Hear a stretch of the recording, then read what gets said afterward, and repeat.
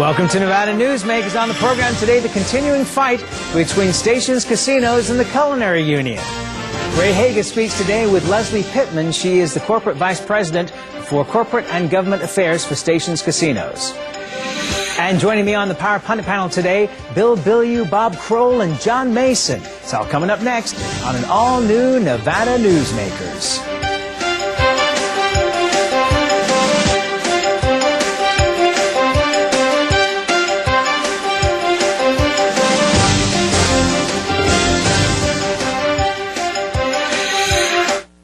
Nevada Newsmakers, brought to you in part by the Tahoe Reno Industrial Center, the world's largest industrial park, the resort at Red Hawk, and the Peppermill family of casinos.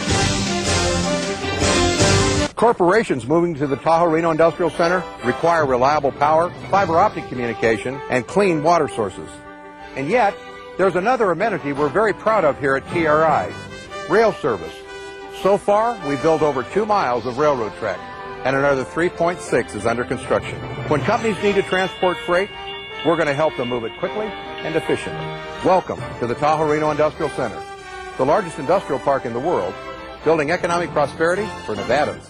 The resort at Red Hawk offers you 2 great dining choices. Experience David's Grill and Sports Bar or the Steakhouse at Red Hawk.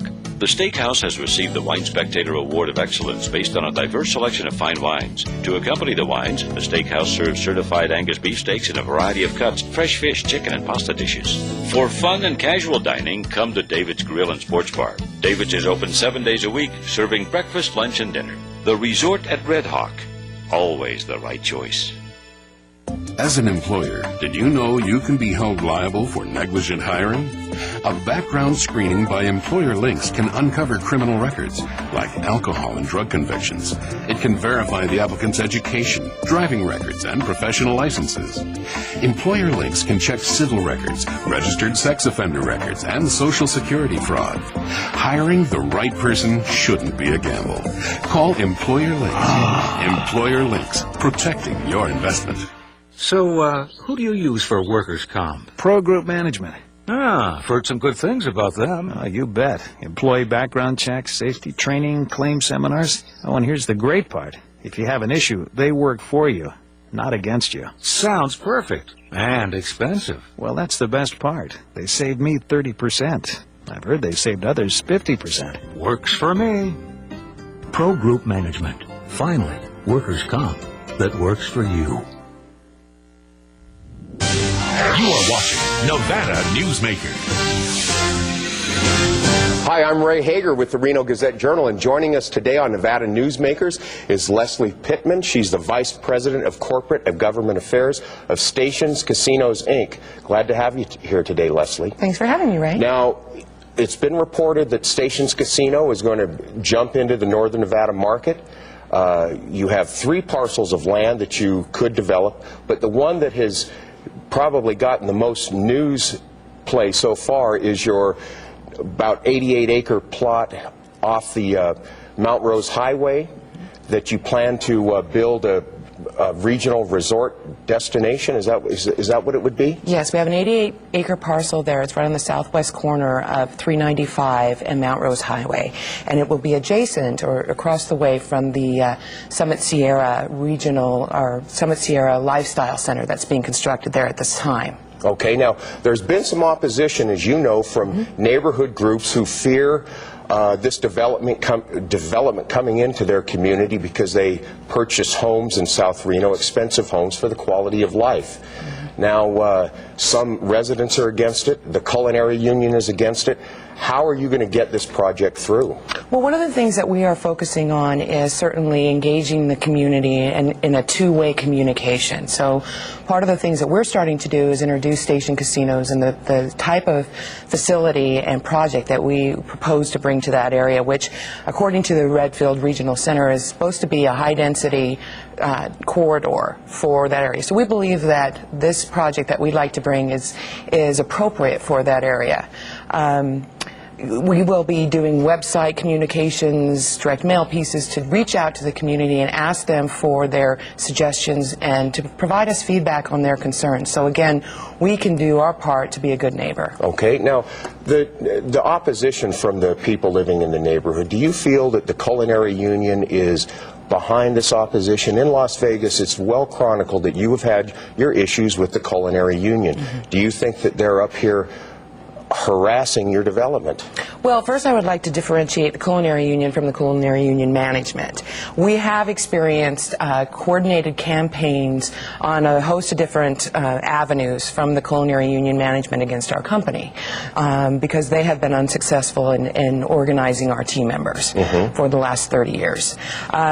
But we also recognize that there are, I'm sure, residents in that community who have some concerns, and we want to answer those and talk them through what their concerns are, and so we can, as we go forward in designing this this project, that we can be, it can reflect their concerns, and we can make sure and reach out to them and make sure that whatever we construct is responsive. Okay. Now, one of the problems with the questions around the neighborhood folks is that they've really seen no drawings of your proposed development. You say it's going to be like the luxurious resort down in Green Valley, which has a Mediterranean style. It's a beautiful place. It's got pools, spas, nightclubs, the whole get-go. But we in Northern Nevada, when we think of casinos out of the downtown core, we think of Western Village, the Bonanza Casino, which probably isn't the kind of business that you want to start up in Southwest Reno by the Mount Rose turnoff. So when and where are you going to present the people of Northern Nevada with architectural drawings for your proposal? Well, at this point, because there hasn't been an approval yet of the Redfield Regional Center plan in terms of what kind of things can be established there at that parcel, we're not in a position where we can start designing it. That would be putting the cart before the horse, so to speak. But what we do believe is that the type of amenities, entertainment and otherwise, that we have at our Green Valley Ranch property in Henderson that is closely situated to the district, which is a lifestyle retail area, is something that the residents of this community will enjoy and will be proud to have in their community. What I would encourage your viewers to do is to go to gvrstyle.com, and that will give a sense, that provides information and lots of photos of Green Valley Ranch, and will give them a better sense of what type of facility we intend to bring to this particular parcel. Okay, now, Lesley, in fairness, I have to mention the opposition's website.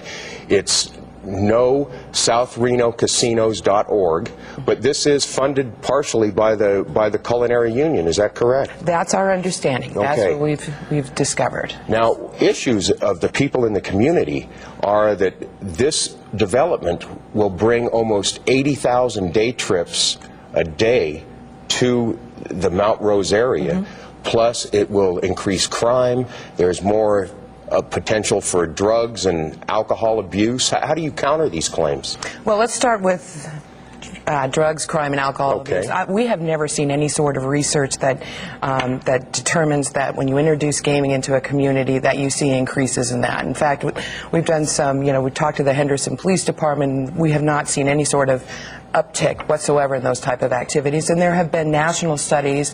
The National Gambling Impact Study Commission, which was authorized by Congress, never found any sort of correlation between the introduction of casinos in communities and upticks in those types of activities. Okay.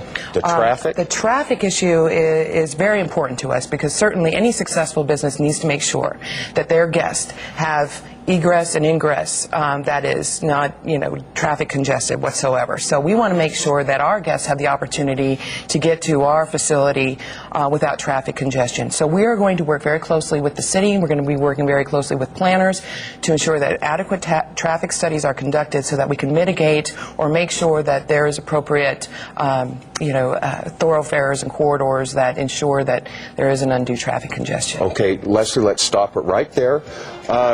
We'll be right back after this with more of Lesley Pittman of Stations Casinos.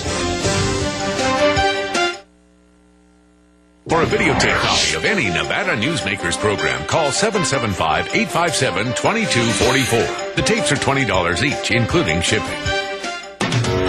Since its creation more than a decade ago, the Southern Nevada Water Authority has focused on 3 goals: preserving water quality, improving water conservation in Southern Nevada, and meeting the community's current and future water needs. Through thoughtful planning, responsible management, and collaboration, it's succeeding.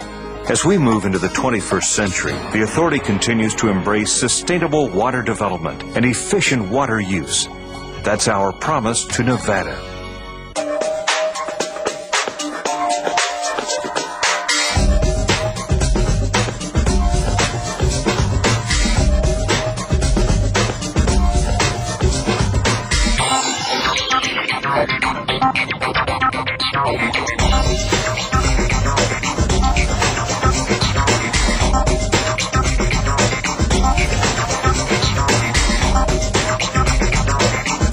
Happy Hour at the Peppermill.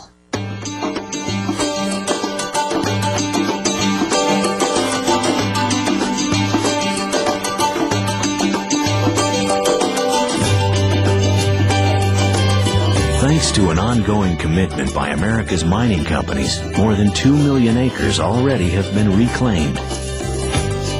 To learn more about reclamation or other aspects of mining, visit nma.org. The National Mining Association. Island Inkjet is now open on South Meadows Parkway. Island Inkjet will refill your inkjet cartridges in just 1 hour.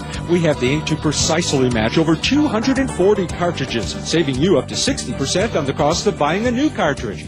Our work is 100% guaranteed, and contrary to what you may have heard, refills do not void any printer warranties. You don't throw out your car when it runs out of gas. Don't throw out your cartridges. Refill them at Island Inkjet on South Meadows Parkway by Smith's. You are watching Nevada Newsmakers. Hi, we're back with Nevada Newsmakers and Lesley Pittman from Stations Casino. Now, Lesley, we're talking about the proposed development by the Mount Rose turnoff. You have a Reno City Planning Commission meeting on October 19th that is a vote is going to be taken that could really give you a green light to go ahead.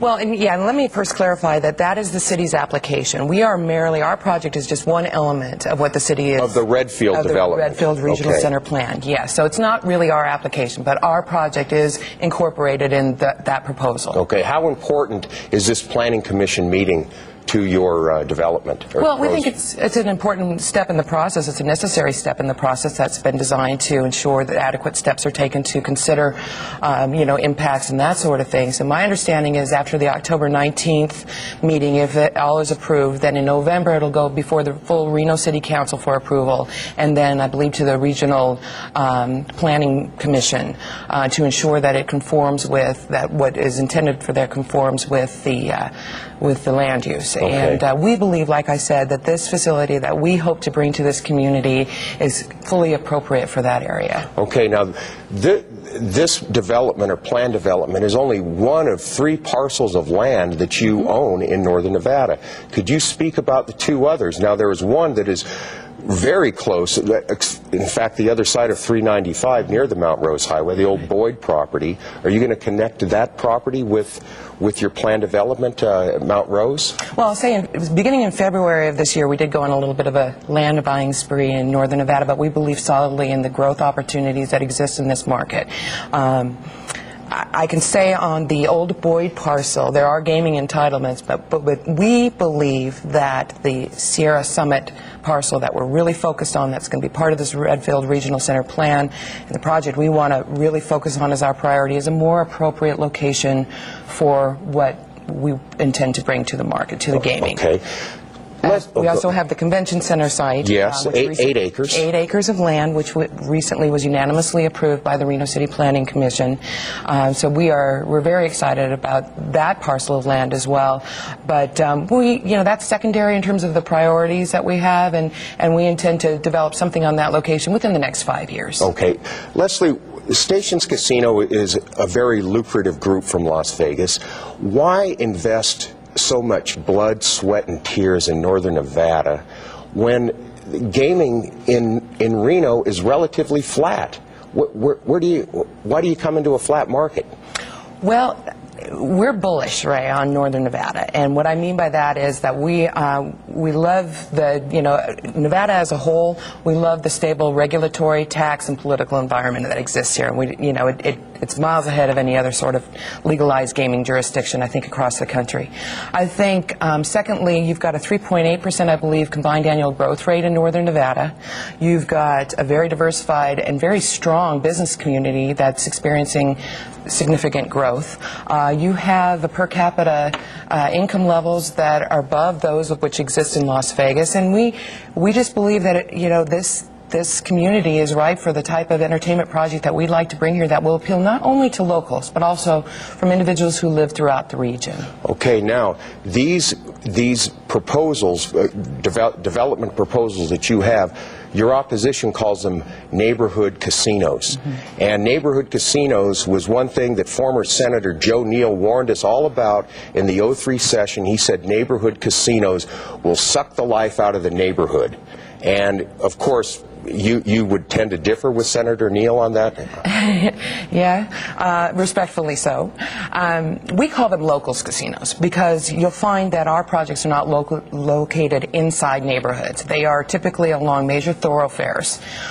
We believe that the community as a whole would be happy to have amenities like we offer. And typically our projects, we call them regional entertainment destinations, have a whole host of different amenities so that when you get there, you don't even need to know when you arrive at the property or the facility what you're planning on doing, because there are so many opportunities available, whether it's gaming, restaurants, spa, movie theaters, bowling, all those sort of things, so that it gives it's a centralized area of activity where families can go on a Friday or Saturday night and they can, like I said, by the time they get there, there's something for everyone, and they can make a decision by the time they get there of what everyone intends to do. Okay, real quickly, Lesley, some of the opposition for your proposed development centers around they're too close to schools, specifically Brown Elementary School and Bishop Minogue Catholic High School are both opposed to these. Could you say something to maybe remedy or make those parents feel a little bit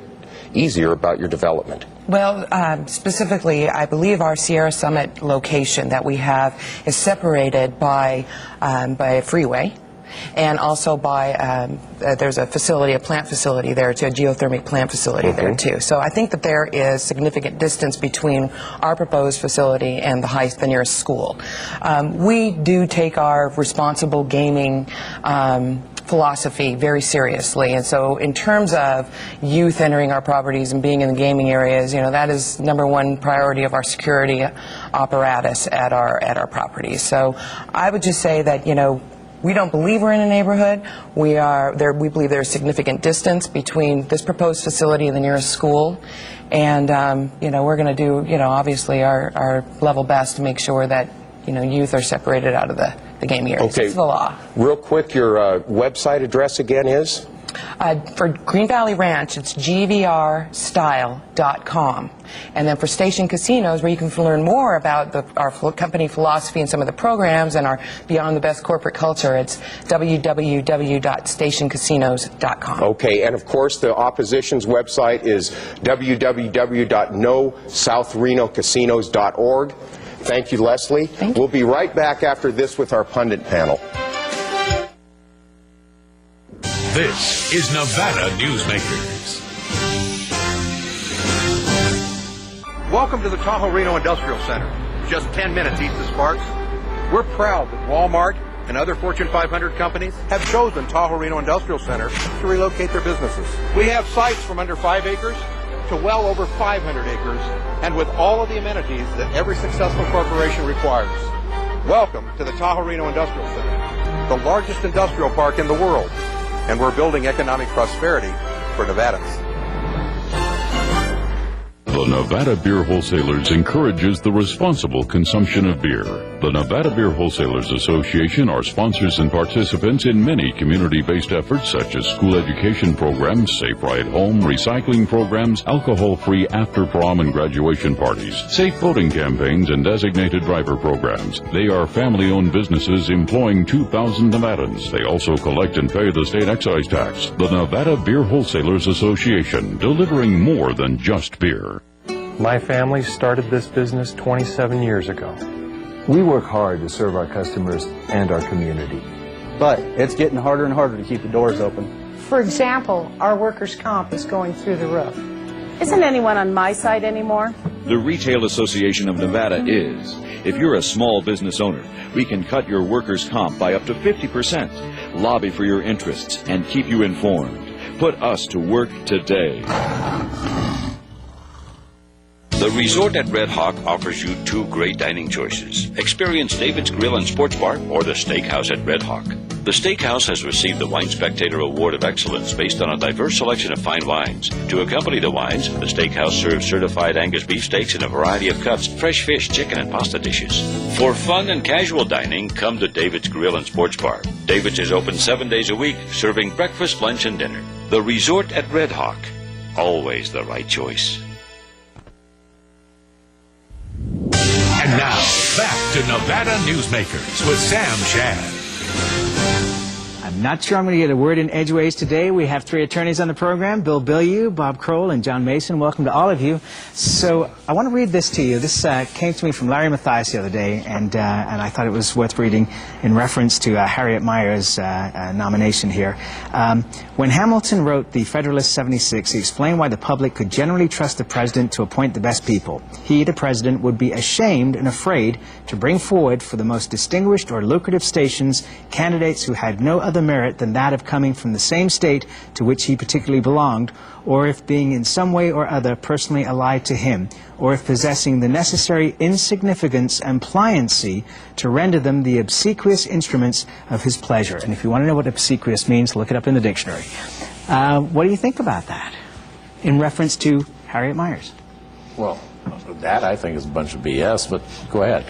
What do you think about it? What do I think about it? I think it's interesting, but I didn't come here to bring my opinion until you say something that I disagree with. Well, let me say, you know, I think that if you look back to the early days, you know, you had John Marshall and Jay Adams, I think, were lawyers first appointed to the Supreme Court, and I don't think it's an impediment for someone not to have been a federal judge to be a sitting Supreme Court judge. And you know, quite frankly, as being past president of the state bar, I got to tell you, I'm fairly proud that someone who came from that position in the state of Texas, that's one of their things that they can count on as being on the punch card. And so I think that, you know, we ought to give her the benefit of the doubt. You know, the issue of coming close to being close to the president, I think opens up some lines of discussion that would not otherwise be available. And I think that that's probably a benefit in terms of when that woman goes to the crucible. Hang on a second. Whatever happened to an independent judiciary? Whatever happened to the president's right to appoint Supreme Court justices? I have no problem with that. I saw Antonin Scalia on the news today, and I had forgotten that he was confirmed 98-0 by the U.S. Senate. Today, the cleanest candidate in the world, whether they're a lawyer or a judge, has to go through an FBI background check, a CIA background check, an MIA background check, anything you can imagine. What right does the Senate have to second-guess the private life of every citizen and the background of whether you were a judge or not? There have been plenty of great justices on this. Hugo Black, one of the I think was not a lawyer, but was a practicing lawyer. He was a U.S. senator, and at one point in his life had been a segregationist in the Ku Klux Klan. He became a great justice of the Supreme Court. You don't really know what you're getting, even though somebody has a judicial record. Well, but and point in case David Souter. Sure. And in some ways, defense of Harriet Meyers, you know, one of my litmus tests, and I will call it a litmus test for judges, is whether or not they believe in the independence of the judiciary as a third branch of government. And frankly, you know, from what I know about Harriet Meyers, she took a position on whether or not the legislature had the ability to get involved with a lawyer-client relationship, particularly with respect to lawyer fees, capping fees, and she said the legislature has no business doing that. That's a judicial function, if at all. And to me, that indicates a respect for the independence of the judiciary. And so, you know, I would give her kind of the benefit of the doubt, but I would also go down that line of questioning with her. Well, Clay Jenkinson said on this program that prior to Judge Bork, that there wasn't the contentiousness that we've seen now ever since then as far as Supreme Court nominees. But what I found interesting over the weekend, and Pat Buchanan probably being the strongest person and most well-known conservative, the conservative wing of the Republican Party is just going apoplectic at this choice. Well, they're lining up the firing squad in a circle, I guess, you know, to shoot other Republicans or conservatives. But and it's kind of funny to me in the sense that I'm hearing some of the arguments from the ostensible conservatives who are upset about Myers, that just the opposite of what they use in Roberts. In other words, we don't know anything about her or what her opinions are, but now we want to, you know. And in Roberts they said, well, you can't ask those questions. So it's kind of a dichotomy there. But there's nothing unusual about logical inconsistency in politics. Well, I think that as John, you know, John's been a Supreme Court candidate. I think, you know, out in the public, there are a lot of people who want judges or potential judges to answer specific questions, and there's a lot of frustration because those who are running can't answer those questions because they're going to prejudge an issue. And I know we've talked about this on your show before, but kind of one of my second litmus tests of a judicial candidate is one who can put their ideology on the shelf when they put on the black robe. And you know, when I hear people say that we don't want someone legislating from the bench, to me that kind of has an interesting but a hollow ring, because what I think they're really saying is they want someone who's going to legislate the way they want them to legislate on the bench. And for me, the test is how well can they put their ideology on the shelf, put the black robe on, and make a decision without resorting to their own independent biases. You'll never get a full you'll never get someone to fully put away their biases. That's true. But I think it ought to be the goal of judges to say, you know, when I go in and make that decision, I'm going to rule on what I believe the arguments put in front of me and what I believe the law to be, not what my personal biases are going to be. Okay, John, is this nomination been the effect of the president having taken so many hits over the last year that at this point he just doesn't want another fight? I mean, we got Harry Reid saying, you know, I like this nominee. Well, that was interesting that Senator Reid supported Harriet Myers, but I don't think that the president's trying to take the easy road, because in fact this is the hard road for him. Yeah. He doesn't have somebody with a proven record. He has someone who he's accused of appointing because of a personal relationship. Cronyism, I believe, is the popular word. Okay. Exactly. So, no, I don't think so. I think the easier choices would have been someone with a record and going down that road, but he's chosen someone that doesn't have that judicial background. And I said on your show last year that I think it's important to have on a court, on the highest courts, the state of Nevada Supreme Court, the U.S. Supreme Court, someone who hasn't been a judge their whole life. Yeah. Kids, if you want to be a Supreme Court judge in the United States, don't do anything for your entire life. Don't write anything. Don't say anything. Wait a minute. And you can get confirmed. President. We'll be right back after this. Nevada Newsmakers, brought to you in part by the Tahoe Reno Industrial Center, the world's largest industrial park, the resort at Red Hawk, and the Peppermill family of casinos.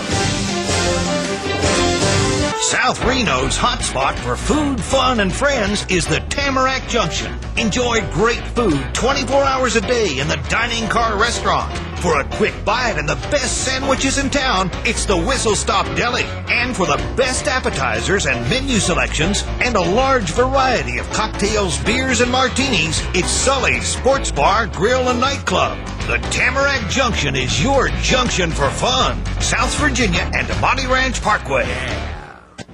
Coming up tomorrow, reporter Aaron Neff, and we'll look at the new bankruptcy laws.